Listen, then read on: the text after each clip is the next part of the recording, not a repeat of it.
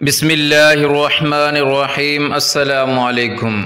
حضرت علی رضی اللہ عنہ کی شہادت جاننے کے لیے اس ویڈیو کو مکمل دیکھیں اور اس چینل کو سبسکرائب کریں۔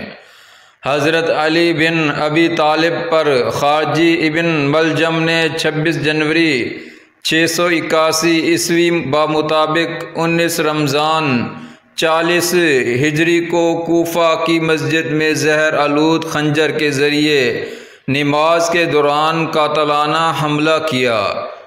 علی بن ابی طالب زخمی ہوئے۔ اگلے 2 دن تک آپ زندہ رہے لیکن زخم گہرا تھا، چنانچہ جانبر نہ ہو سکے اور 21 رمضان 40 ہجری کو وفات پائی۔ آپ رضی اللہ عنہ نبی کریم حضرت محمد مصطفیٰ صلی اللہ علیہ وسلم کے چچا زاد بھائی اور داماد تھے اور امت مسلمہ کے خلیفہ راشد چہارم تھے۔ حضرت علی رضی اللہ عنہ 13 رجب کو ہجرت سے 24 سال قبل مکہ میں پیدا ہوئے۔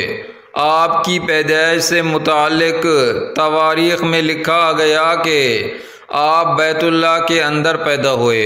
حضرت علی رضی اللہ عنہ کی امتیازی صفات اور خدمات کی بنا پر رسول کریم صلی اللہ علیہ وسلم ان کی بہت عزت کرتے تھے اور اپنے قول و فعل سے ان کی خوبیوں کو ظاہر کرتے رہتے تھے۔ جتنے مناقب حضرت علی کرم اللہ وجہ کے بارے میں احادیث نبوی صلی اللہ علیہ وسلم میں موجود ہیں، کسی اور صحابی رسول کے بارے میں نہیں ملتے۔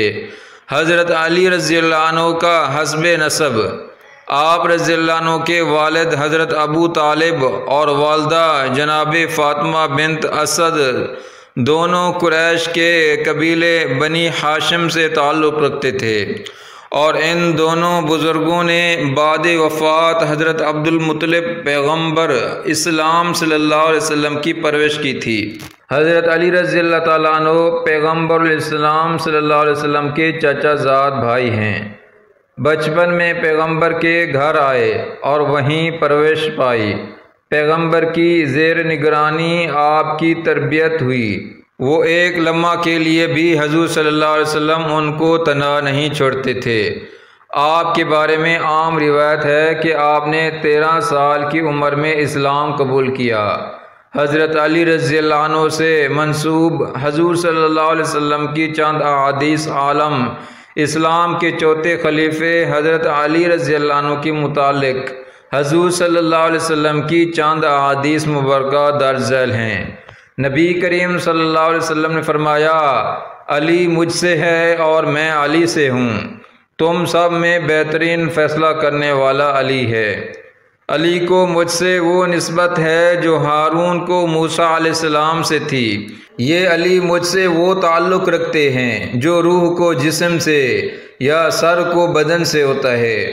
حضرت علی رضی اللہ تعالیٰ عنہ کی 3 فضیلتیں، وہ خدا اور رسول کے سب سے زیادہ محبوب ہیں، یہاں تک کہ مباہلہ کے واقعے میں حضرت علی رضی اللہ عنہ کو نفس رسول کا خطاب ملا۔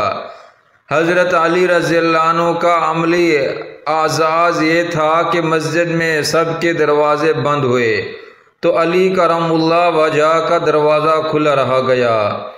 جب مہاجرین و انصار میں بھائی چارہ کیا گیا تو حضرت علی رضی اللہ عنہ کو پیغمبر نے اپنا دنیا و آخرت میں بھائی قرار دیا۔ آخر میں خدیر غم کے میدان میں ہزاروں مسلمانوں کے مجمع میں حضرت علی کو اپنے ہاتھوں پر بلند کر کے یہ اعلان فرما دیا کہ جس کا میں مولا مددگار سرپرست ہوں، اس کا علی بھی مولا ہے۔ 19 حضرت علی رضی اللہ تعالی عنہ پر 19 رمضان 40 ہجری میں شام سے آئی ایک شکی القلب شخص عبد الرحمن بن ملجم نامی شخص نے قطامہ نامی خارجی عورت کی مدد سے مسجد کوفہ میں حالات سجدہ میں پشت سے سر پر زہر بجھی تلوار سے وار کر کے زخمی کر دیا۔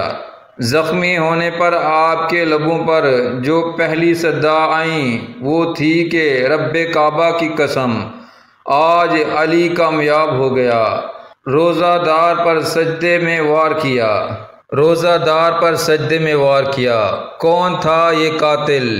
ایک مسلمان کلمہ گو نماز پڑھنے والا۔ اللہ اکبر! ہم ایسے مسلمانوں کو مسلمان کیسے کہہ سکتے ہیں جو دل میں بغض رکھتے ہوں؟ کیا شان ہے ہمارے خلیفہ علی کی! انہیں علم تھا آج انہیں قتل کر دیا جائے گا، اور قاتل کو جانتے تھے کون ہے، مگر اپنے رب کی رضا کے لیے قربانی پیش کی۔ پہلی قربانی باپ نے دی، آخری قربانی کربلا میں بیٹے امام حسین نے دی، اور اس دین کو بچا لیا۔ ایک سبق دیا اسلام کو کہ بھی باطل کے سامنے جھکنا نہیں چاہیے، سر کٹانا پڑے۔ اللہ اکبر! ایسے ہوتے ہیں دین بچانے والے۔ علی مسجد کوفہ میں تشریف لائے تو ابن ملجم مسجد میں سو رہا تھا، الٹا لیٹا ہوا، نیچے تلوار کو چھپائے، تلوار بھی زہر میں بجھی ہوئی۔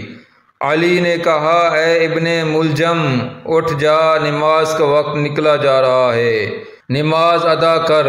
وہ ملعون اٹھا، علی نے آخری سجدہ ادا کیا۔ یکا یک ابن ملجم آگے بڑھا، ایسا وار کیا سر مبارک پر، زہر میں بجھا ہوا خنجر اپنا اثر کر گیا۔ روزہ میں روزہ دار کو ایسا زخم لگا کہ پھر اٹھ نہ سکے۔ مسجد کوفہ میں شور برپا ہو گیا، قیامت کا منظر تھا۔ تمام چاہنے والے نالہ و فریاد کرنے لگے۔ حسن و حسین مسجد میں تشریف لائے، اپنے بابا کی ریش مبارک خون سے تر دیکھی اور گریہ کرنے لگے۔ اصحاب حضرت علی رضی اللہ عنہ کاندھوں پر ڈال کر گھر لے گئے۔